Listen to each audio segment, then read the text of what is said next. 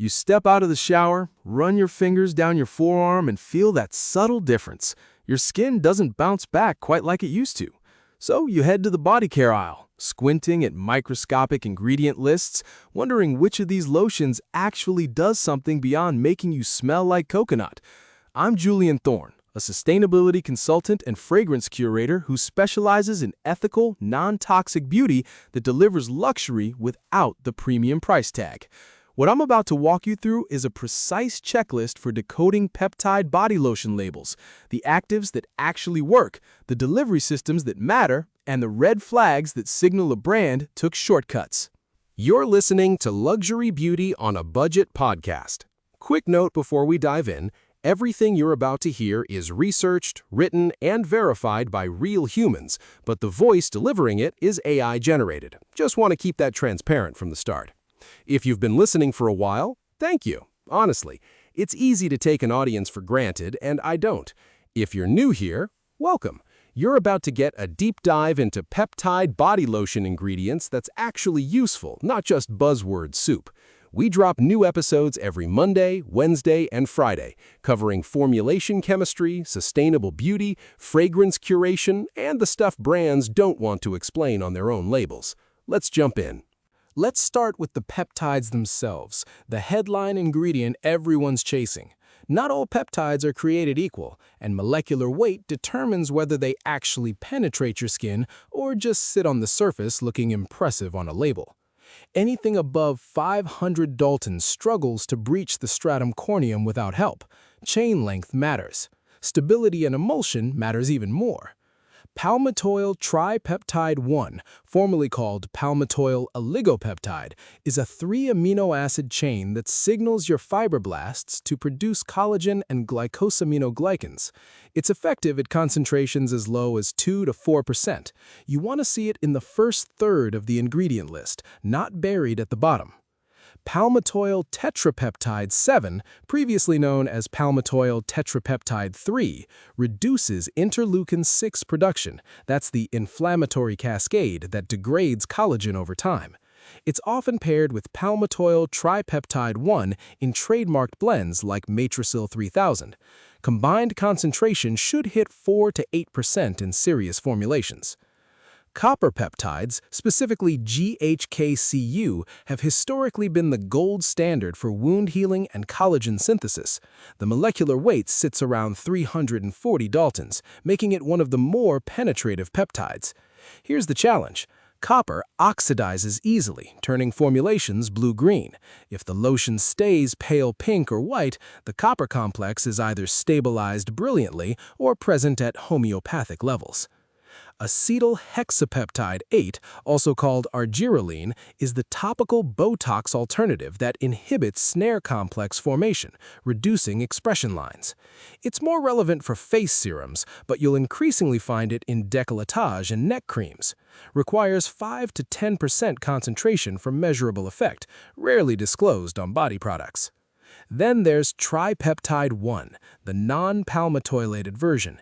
It's cheaper than its palmitoylated cousin, but less effective at penetration. If this appears high on the list, but no palmitoylated peptides follow, you're looking at a budget-friendly decoy, present but underperforming. Now, peptides alone won't save dehydrated skin. The vehicle determines whether those expensive actives sit on the surface or actually reach the dermis. Humectants draw water into the epidermis. Occlusives seal it in. Penetration enhancers create temporary lipid pathways. Hyaluronic acid is most effective when formulated with multiple molecular weights. Look for both high molecular weight HA, around 1 to 1.5 million Daltons, for surface hydration, and low molecular weight HA, 10,000 to 50,000 Daltons, for deeper penetration. Some drugstore lotions demonstrate this dual-weight strategy at a fraction of prestige pricing, though they may lack peptides entirely. Glycerin is the unglamorous workhorse. It pulls moisture from the dermis to the epidermis and from the environment when humidity is above 65%. Concentrations below 3% are window dressing. Above 10%, you'll feel tacky for hours. Sodium PCA is a component of the skin's natural moisturizing factor. It's more hygroscopic than glycerin, but less sticky. Often appears around 1 to 3% in well-formulated lotions. Propanediol is a bio-derived glycol that enhances penetration without the sensitization risk of propylene glycol. It doubles as a humectant and solvent. If you see this in the top 10 ingredients alongside peptides, the formulators are serious about delivery. Dimethyl isosorbide is a powerful penetration enhancer derived from corn sugar. It increases peptide bioavailability by disrupting lipid bilayers temporarily. More common in prestige formulations, its presence signals investment in active delivery. Niacinamide at 2 to 5% is technically a barrier support ingredient, but it increases ceramide synthesis by 34% according to dermatological research. This amplifies peptide efficacy by improving the skin matrix they're working within. Your skin barrier is a brick-and-mortar structure. Corneocytes are the bricks, lipids are the mortar. Peptides stimulate collagen production beneath, but if the barrier is compromised, you'll lose water faster than you can replenish it. The most elegant peptide body lotions include a 1:1:1 ratio of ceramides, cholesterol, and free fatty acids, the exact ratio found in healthy stratum corneum. Ceramide NP, AP, and EOP, sometimes labeled as ceramide 1, 2, and 3, are the specific ceramide classes most abundant in skin. EOP, or ceramide 1, is the rarest and most expensive to synthesize. If a formula lists all three, it's not cutting corners. Cholesterol, not the cardiovascular villain. In topical formulations, cholesterol fills lipid gaps and improves barrier cohesion. It should appear alongside ceramides, not in isolation. Behenic acid and stearic acid are long-chain fatty acids that mimic the skin's natural lipid profile. Together with ceramides and cholesterol, they form lamellar bilayers, identical to native barrier structure. Squalene, not squalene, is the hydrogenated, shelf-stable version originally from shark liver oil, now sustainably derived from olives or sugarcane. It's a biomimetic lipid with extraordinary spreadability. At 2 to 5%, it improves peptide absorption by softening the lipid matrix. Shea butter contains high concentrations of triterpene alcohols, lupiol, and parchiol with anti-inflammatory activity. It also provides occlusion without comedogenicidity. Refined versions lose these actives. Unrefined shea retains them but smells faintly nutty. Caprylic capric triglyceride is fractionated coconut oil. It's a lightweight emollient that doesn't oxidize easily. Appears in nearly every peptide lotion because it dissolves lipophilic peptides, like palmitoylated chains, without heaviness. Moving on to antioxidants and stabilizers. Peptides are fragile. Exposure to light, air, and metal ions degrades them within months. Antioxidants protect both the peptides and your skin from oxidative stress, the free radical cascade triggered by UV, pollution, and metabolic processes. A lotion without antioxidants is a lotion with a short shelf life and diminished efficacy. Vitamin E, listed as tocopherol or tocopherol acetate, is the industry standard antioxidant and preservative. At 0.1 to 1%, it extends product stability. Above 1%, it contributes measurable skin protection. Tocopherol acetate is the stable ester form. It converts to active tocopherol on skin contact. Vitamin C derivatives, ascorbic acid itself is unstable in water-based formulations. Look for magnesium ascorbyl phosphate or sodium ascorbyl phosphate, stable water-soluble forms that convert enzymatically. At 3 to 10%, they enhance collagen synthesis synergistically with peptides. Furic acid stabilizes vitamin C and E while providing independent antioxidant activity. Often appears at 0.5 to 1% in premium formulations. It scavenges hydroxyl radicals more effectively than either vitamin alone. Green tea extract from Camellia sinensis is rich in EGCG. epiglycatechin gallate, which inhibits collagenase, the enzyme that breaks down collagen. Potency varies depending on extraction method. Polyphenol content should be disclosed but rarely is. Resveratrol is the stilbenoid from grape skins. It activates SIRT1 genes involved in cellular longevity. Notoriously unstable, encapsulated versions using cyclodextrin complexes are more effective but expensive. Astaxanthin is a carotenoid 6,000 times more powerful than vitamin C in singlet oxygen quenching. It gives formulations a pale pink or coral tint, almost exclusive to prestige formulations due to cost, but transformative at concentrations as low as 0.05%. Now let's talk about texture modifiers and sensory additives. This is where compliance lives or dies.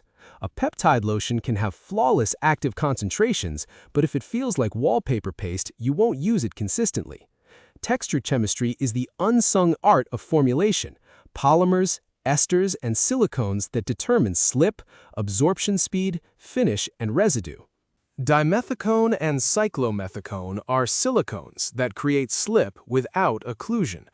Cyclomethicone evaporates quickly, leaving a dry cutch finish.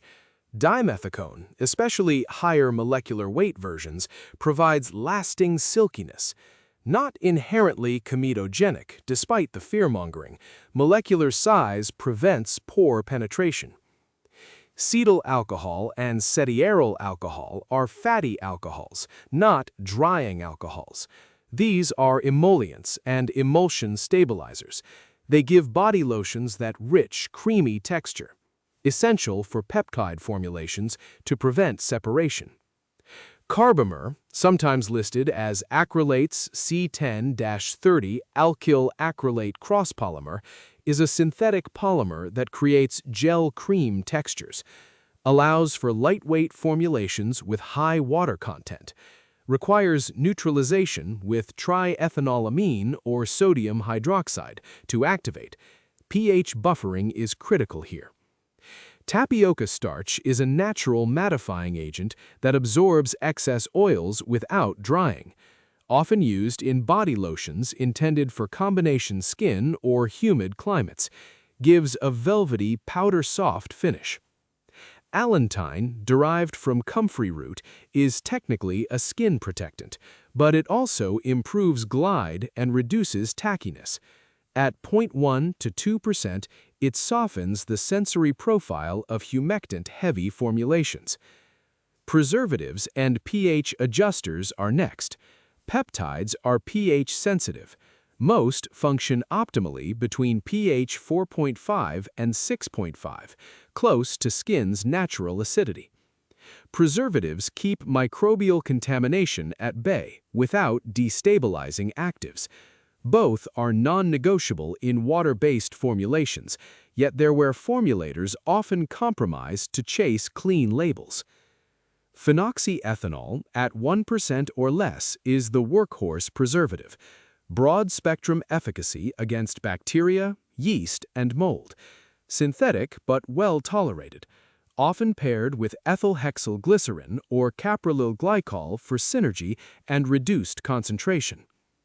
Leuconostoc radish root ferment filtrate is a natural preservative favored in natural formulations. Works well against bacteria, less effective against mold. Requires secondary preservatives for full-spectrum protection. If this is the only preservative listed, scrutinize shelf life and storage instructions. Sodium benzoate plus potassium sorbate is the classic acid-based preservative pair. Effective only in acidic formulations, below pH 5. If you see these alongside peptides, the formula is properly pH balanced for both preservation and active stability. Citric acid is a pH adjuster, not primarily a preservative. It buffers formulations to the acidic range. If listed near the end of ingredients, it's there to fine-tune pH to optimal peptide activity range. Sodium hydroxide is a strong base used to neutralize carbomers and adjust pH upward. Its presence doesn't mean the final product is alkaline. It's a processing agent. Final pH is what matters. EDTA, ethylene diamine tetraacetic acid, is a chelating agent that binds metal ions, prevents oxidation and preservative degradation. Controversial in eco-conscious circles due to persistence in water systems, but functionally irreplaceable at concentrations of 0.01 to 0.1%. Let's address fragrance and sensitization risks. Fragrance is the sensory seduction that makes you reach for the bottle. It's also the most common cause of contact dermatitis in cosmetics. Synthetic fragrance cocktails can contain hundreds of undisclosed molecules, several known sensitizers. Essential oils aren't automatically safer. Many contain allergenic terpenes. Parfum, or fragrance, is the catch-all term hiding proprietary blends. If this appears high on the list, top 10 ingredients, scent is a priority over actives. Not inherently problematic if you're not sensitive, but opacity is frustrating for those tracking specific allergens. Limonene, linalool, geraniol, and citronellol are fragrance components required to be disclosed individually in the EU if present above 0.001% in leave-on products. Their presence at the end of an ingredient list signals compliance with EU cosmetic regulations, a good proxy for transparency, even in non-EU markets. Essential oils like lavender oil or sweet orange peel oil are natural fragrance sources. Lavender oil contains linalool and linaloyl acetate, beautifully aromatic but potential sensitizers. Citrus oils are photosensitizing. If you see multiple essential oils listed, the formula is heavily scented and cumulative allergen load increases. Fragrance-free versus unscented. Fragrance-free means no aromatic compounds added. Unscented means masking fragrance was added to cover the smell of raw ingredients. Check for parfum or essential oils to confirm which you're getting. The emotional and chemical complexity of scent in beauty products is where I live. Those opening notes of neroli that unfold into a base of sandalwood and skin musk. The way a formula smells different in the bottle versus on warm skin 3 hours later. But transparency matters more than poetry. If a brand won't disclose its fragrance allergen profile, I question what else they're obscuring. Before you commit to that tube of peptide body lotion, here's a rapid-fire checklist to cross-reference. You want at least one palmitoylated peptide in the first half of the ingredient list. Multi-weight hyaluronic acid or glycerin above 3% for hydration. A ceramide complex, NP, AP, EOP, with cholesterol and fatty acids for barrier support. At least one antioxidant, whether that's vitamin E, a C derivative, ferulic acid, or a plant extract. A preservative system appropriate for water-based emulsion like phenoxyethanol, ferment filtrates, or an acid pair. pH-adjusting ingredients like citric acid or sodium hydroxide suggesting proper formulation buffering. Texture modifiers, silicones, fatty alcohols, or polymers that match your skin preference. Fragrance transparency, meaning disclosed allergens or fragrance-free claim. No peptide-disrupting ingredients like high-concentration alcohols, ester alcohol 40 or denatured alcohol in the first third of the list, which denature proteins, and ideally manufacturing origin disclosed. Korean, French, and Japanese factories often signal superior formulation chemistry for comparable pricing. This checklist isn't exhaustive, but it filters out 90% of underformulated products masquerading as active body care. Now, some questions that come up frequently. What percentage of peptides should be in body lotion for it to be effective? Most effective peptide body lotions contain between 3 and 8% total peptide concentration across all peptide types listed, though brands rarely disclose exact percentages on consumer packaging. Individual peptides like Palmitoylated tripeptide 1 demonstrate efficacy at 2 to 4%, while combinations like Matrixyl 3000 work at 4 to 8% combined concentration. If peptides appear after the 5th or 6th ingredient, especially after preservatives, concentration is likely below therapeutic levels. Can you use peptide body lotion with retinol or vitamin C products? Yes, peptides are generally compatible with both when applied sequentially, though pH considerations matter. Apply the most acidic product first, typically vitamin C at pH 3 to 4, wait for 10 minutes for absorption, then follow with peptide lotion at pH 4.5 to 6.5. Retinol can be layered with peptides in the same routine since both function optimally at similar pH ranges. Avoid formulations mixing high-concentration direct acids like glycolic or lactic with peptides in the same product, as very low pH can hydrolyze peptide bonds over time. Clinical studies on topical peptides demonstrate measurable improvements in skin elasticity and hydration within 4 to 6 weeks of consistent daily application, with collagen density changes becoming visible around 8 to 12 weeks. You'll notice immediate hydration and texture improvement from supporting ingredients like hyaluronic acid and ceramides, but peptide-driven structural changes, firmer skin, reduced crepiness, improved bounce, require the time it takes for fibroblasts to synthesize new collagen and elastin. Discontinue use, and those gains reverse within 4 to 6 weeks as natural degradation outpaces synthesis again. Your skin is the largest organ you'll ever own, and coating it in empty promises feels like betrayal. The difference between a peptide body lotion that performs and one that merely moisturizes lives in these ingredient details: molecular weights that determine penetration, supporting lipids that build the scaffolding for peptides to work within, antioxidants that protect both actives and skin from degradation. Price doesn't always correlate with quality. I've tested drugstore formulations with superior peptide concentrations to prestige brands that rely on packaging and mystique. Read the back of the bottle before you're seduced by the front. Look for peptide body lotion ingredients that signal investment in delivery systems, not just active name-dropping. Your skin will respond to chemistry, not marketing. And when you find that formula that makes your forearm feel like it remembers youth again, that combination of slip and absorption and gradual resilience returning over weeks, you'll know exactly why it works. That wraps up this episode of Luxury Beauty on a Budget podcast. Thank you for listening all the way through. It's not lost on me that you could be doing literally anything else with your time. New episodes come out every Monday, Wednesday, and Friday, so there's always something fresh in the queue. If you found this helpful, I'd really appreciate it if you'd leave a 5-star rating and a quick review. It sounds like a small thing, but it's how other people discover the show when they're searching for ingredient breakdowns that actually make sense. And if you haven't already, hit subscribe or follow so you get notified the moment a new episode drops. Talk soon.